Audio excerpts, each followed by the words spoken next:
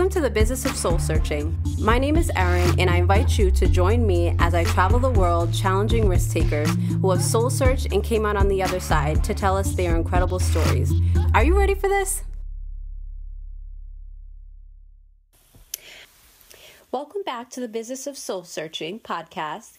I'm Erin, and I had a few things that I wanted to kind of get off my chest. So there's a lot of things going on in the media as per usual, and when you have a platform, whether it's more so radio or social media, you have many choices that you have to make of what topics you want to discuss. So, of course, we're kind of on the tail end of this whole Usher situation and R. Kelly and, all these other things. But I chose to discuss in this podcast the topic regarding Charlottesville, Virginia, and what happened over the weekend. So, I chose that particular topic because I just feel like that aligns with my theme of soul searching, at least for a African-American woman in 2017. Politics and just racial discussions in general have a lot to do with kind of finding yourself and expressing yourself and just kind of living in your truth. Whether you want to address it or not, you kind of are almost forced to. So in regards to Charlottesville, for people who are unfamiliar, I don't know how you wouldn't have seen anything in regards to it on the media, but for some people who don't watch the news or don't really go online a lot, and you just kind of listen to podcasts or you kind of just are completely separate from electronics and whatever it may be. What happened over the weekend is that white nationalists and counter-protesters, so meaning like people protesting what the white nationalists were doing and advocating for, they kind of went up against each other. Police had to come in and try and allegedly, separate people. As of now, there was one person that was killed, and there were many other people who were injured. And so there was really a lot of other things that stemmed from that conversation. I know I posted a couple different things that I saw that I thought was kind of like interesting and thought-provoking. And I was glad to kind of see the responses that I saw. I'm so happy that my following and my timeline is so eclectic, so I can kind of get so many different people's point of view on the topic. But what I'm not going to do in this podcast is really go through what happened at the event. You are more than welcome to kind of look it up yourself, do your due diligence and research, and look at it. It looks like people are kind of identifying these people and finding out what job they work at and requesting them to get fired.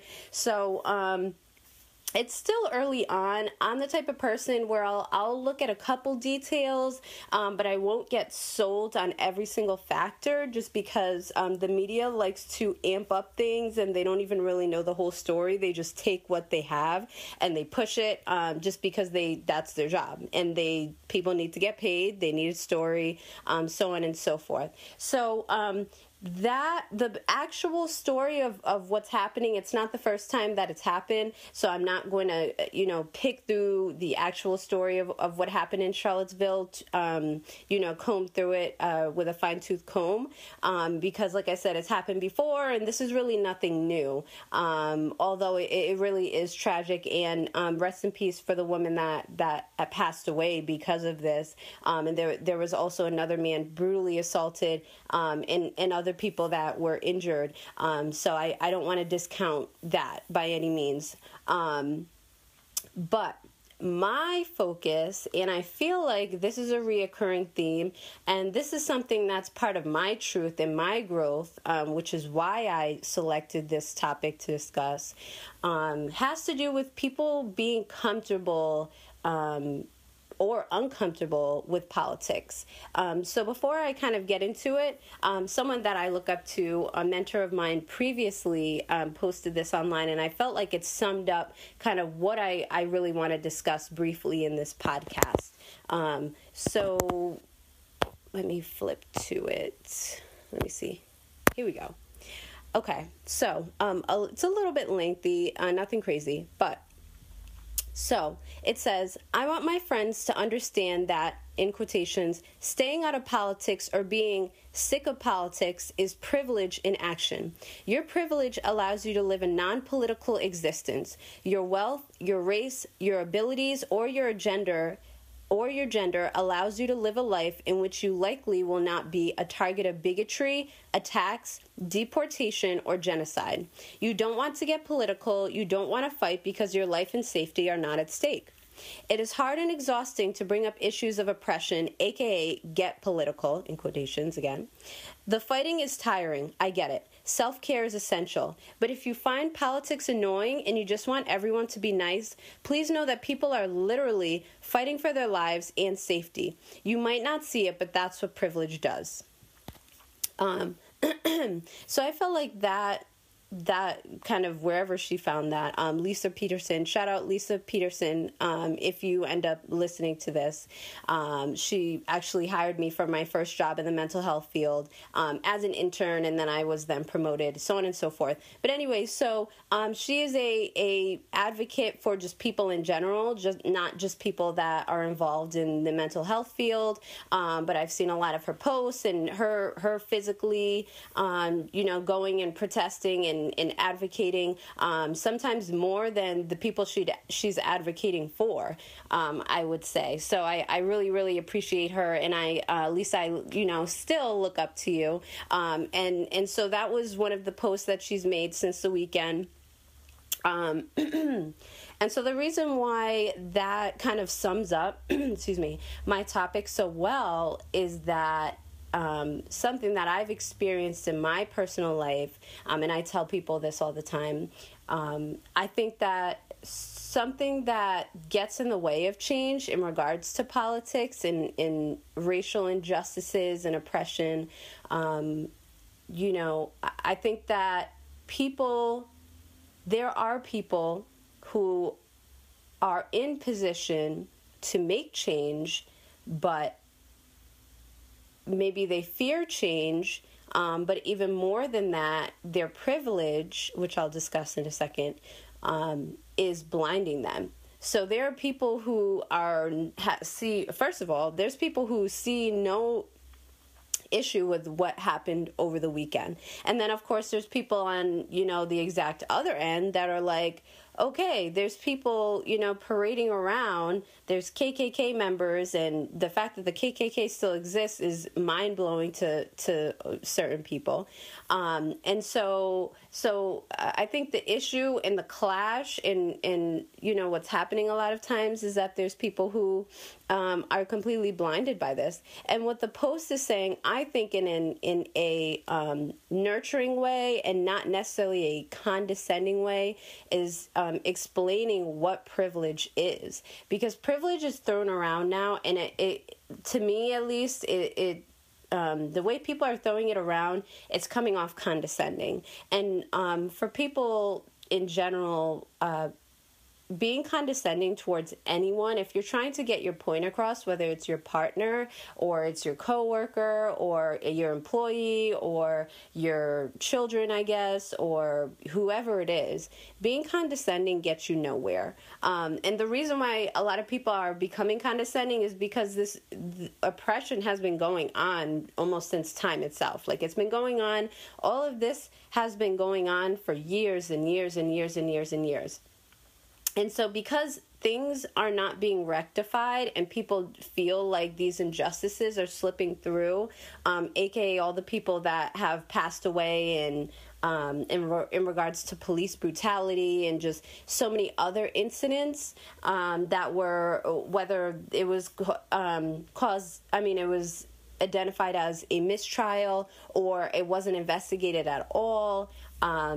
People feel slighted or pushed under the rug. So they feel like, the only thing that they can do is kind of, be pessimistic or, be condescending of just, why don't you get this at this point? How can you not understand that, you are protected by your quote unquote privilege, whether it's your race or your gender or your sexual orientation or your religion or lack thereof, or, many, many other things. So that is, I think, a huge problem among many, many other problems that we have in America.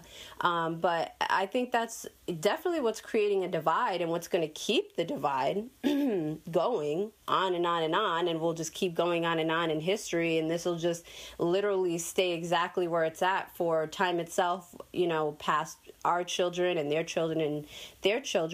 But to keep kind of this left and right, I'm right, you're wrong type of attitude.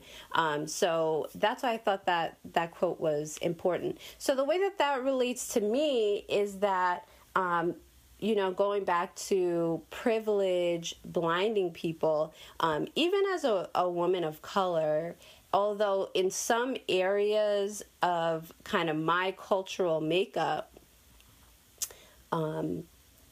I, of course, have been oppressed being a female, being, African American.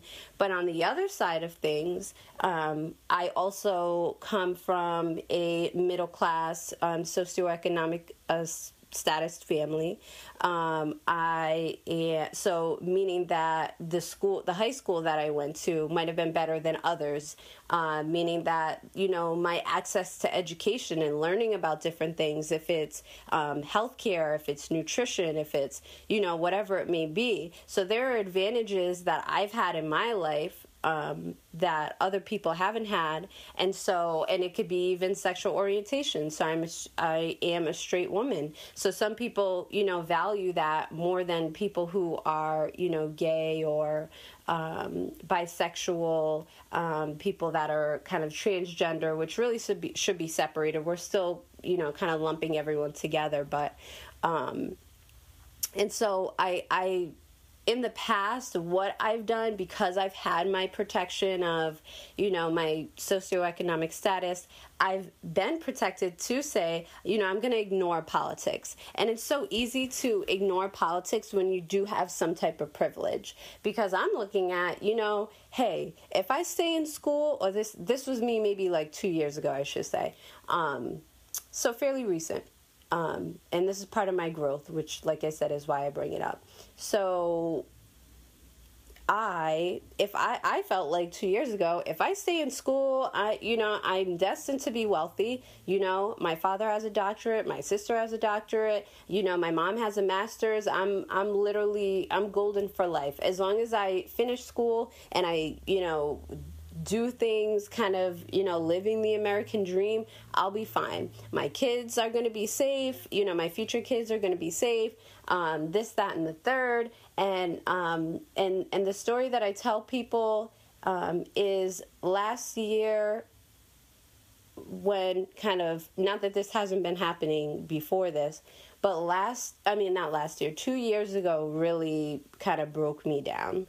It really made me look at no one is safe. If your skin color is, or if your skin is a certain color, or you're a certain type of race, or you're, whatever it may be, it's not even necessarily like wrong place, wrong time. It's like wrong race, and just, that's just what it is. Like if you're in a scenario, it could be my husband, it could be me, it could be anyone that could be shot and killed. And, so my thing is, as an African American woman, I can't ignore any of this anymore. And I know that there are other people who are kind of caught in the middle, who are kind of like, okay, well, I'm like somewhat affected by this, and this is annoying to me, and this is sad to me, and this is not right, and I know it's not right, but I'm scared to speak up, And I think if I just stick to my business and I just stick to what I'm doing and I leave people alone, I am going to be fine in life. And unfortunately, for some people that may be true. Some people may just literally be completely fine. I think what's disheartening is people of color. It's like your own people, like people that could actually be related to you are dying in the streets, and you're like completely just, over it. You're like, oh, well, I don't live down south. I don't live in Charlottesville, Virginia, or I don't go to this particular school, or I don't drive around at night. I don't whatever's happened of the people that have died. And that's what I think is kind of like the disturbing part. And I'm almost embarrassed that was me. So it's like I empathize with those people. And I think that, the rest of us who have kind of seen the other side, I think it's hard for some people not to be condescending, but that's not like getting people to, like, I feel like for me personally, this whole thing with politics is really like a process. Like, it's really a learning journey, especially for African Americans, because we have to, not only do we have to deal with where we are in life now, where America is right now, but we also have to almost relearn our history. Like, yes, I went to school in the suburbs, but what were they teaching me about my history? How much, was it accurate? Were they really including all facets of it? Or were they just saying, your people were enslaved and then they were brought to America and then slowly they started to gain rights, even though a lot of, really bad things happened to them in the middle, and now we're here in present day. So my thing is, at least how I am, not even just with people of color, but all people, when I see people who are silent, because I think in times like these, it's really, really easy to see who is silent, who's maybe scared, and I am not trying to take the approach of berating people and saying that they're less than me for not speaking up, because I know what they're going through, or partly, I don't necessarily know what they're going through, but it is really scary. It's scary. You're like, oh, I might lose my job, and I might lose, my friends. My friends might not, like me, or they might think that I'm going overboard, and I'm going to get a lot of backlash.